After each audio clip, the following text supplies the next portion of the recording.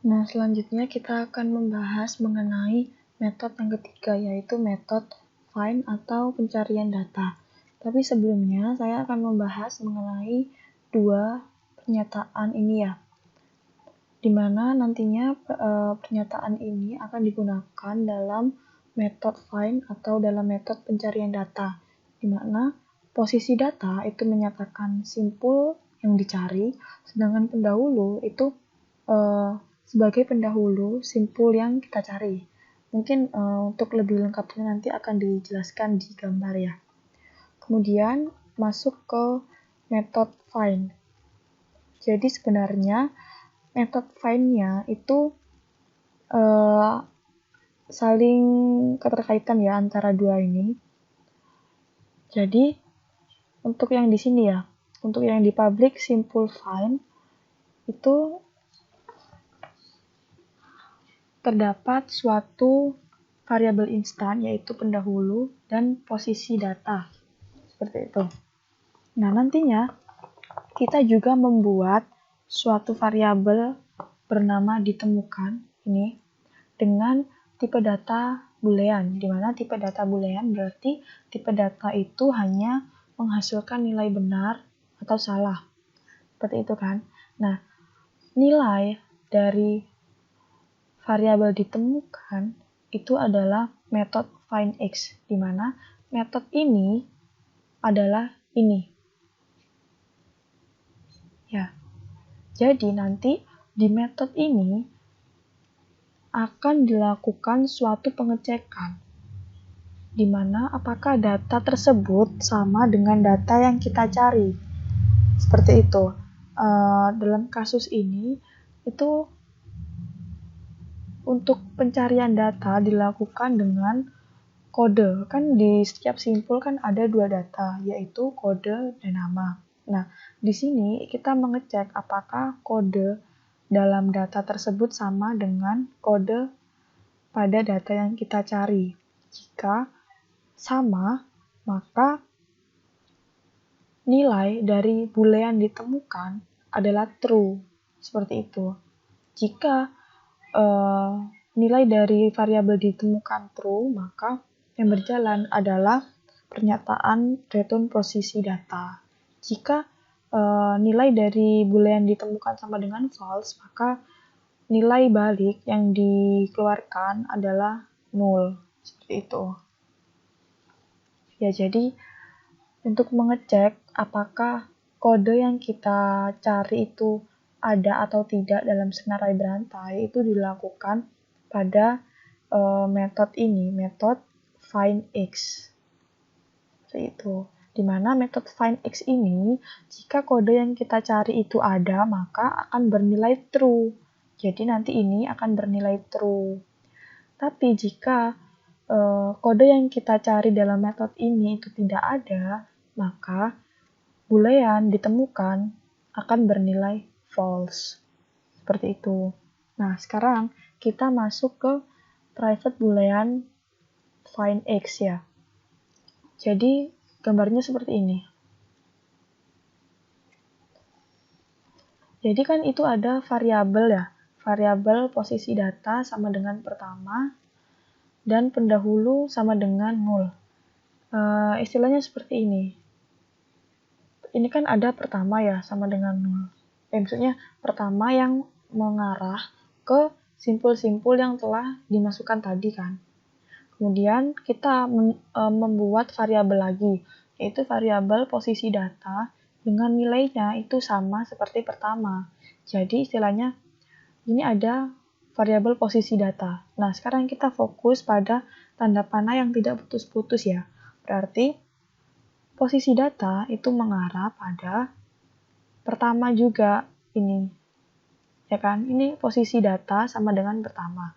Berarti posisi data juga mengarah ke variabel pertama. Sedangkan untuk pendahulu sama dengan null. Berarti awalnya pendahulu itu bernilai null atau tidak ada tanda panah ini ya. Berarti cuma null biasa, tidak mengarah pada simpul manapun. Seperti itu. Kemudian awalnya boolean ditemukan sama dengan false. Jadi kita memberikan nilai awal kepada variabel ditemukan dengan nilai false. Ya, jadi nilai dari boolean ditemukan awal-awalnya itu false. Oke. Kemudian kita melakukan perulangan untuk mengecek apakah kode yang kita cari itu sama dengan kode dalam senarai berantai. Seperti itu. Nah, ini ada pendeklarasian variabel lagi dengan string kode sama dengan posisi data titik kode. Jadi variabel kode itu bernilai posisi data titik kode, di mana posisi data itu nantinya dimulai dari ini, ya dari simpul ini ke simpul ini sampai simpul yang terakhir. Jadi semisal posisi data ini mengarah pada simpul dengan kode var. Jadi sekarang variabel kode itu bernilai var karena posisi data pada saat ini ada di simpul yang pertama atau simpul dengan kode var. Jadi kode ini sekarang isinya var seperti itu. Kemudian di sini kita melakukan perbandingan di if ini. Jika kode compare to x sama dengan 0, jadi maksudnya jika kode yang kita cari, ya, jika kode yang kita cari itu sama dengan kode yang ada di simpul ini, ya, jika kode yang kita cari itu sama dengan kode yang ada, maka ditemukan sama dengan true. Jadi, kalau semisal kodenya sudah ditemukan, maka nilai dari ditemukan yang awalnya false sekarang berubah menjadi true. Nah, jika sudah true, maka kita langsung keluar dari perulangan. Jadi, kita langsung masuk ke sini. Seperti itu. Jadi, kan tadi kan karena sudah ketemu, berarti nilai dari variabel ditemukan kan true. Berarti jika true, maka yang ini kan akan bernilai true ya. Jadi boolean ditemukan sama dengan true. Maka yang akan berjalan adalah return posisi data. Seperti itu. Nah, jika data yang dibandingkan ini tidak sama, berarti akan masuk ke pernyataan ini, yaitu pendahulu sama dengan posisi data. Jadi sekarang pendahulu yang awalnya 0 itu mengarah panah, ini yang putus-putus, mengarah ke sini, mengarah ke posisi data. Sedangkan posisi data sama dengan posisi data berikut, berarti posisi data sekarang pindah ke sini. Jadi istilahnya kayak maju gitu. Jadi pertama kita bandingkan dulu simpul yang ini, apakah kodenya sama? Jika tidak, maka pendahulu akan jalan dan posisi data juga akan maju ke sini. Terus dibandingkan lagi. Jika masih salah, terus dibandingkan lagi dengan simpul berikutnya. Jika masih belum benar, akan dibandingkan lagi dengan simpul berikutnya. Sampai kondisinya itu 0. Karena kalau 0, while-nya atau perulangannya akan berhenti. Seperti itu. Nah, jika dari awal sampai terakhir tidak ditemukan, berarti kan nilai dari boolean itu kan akan tetap false, ya kan? Berarti nanti di sini hasil dari metode find x ini juga akan false.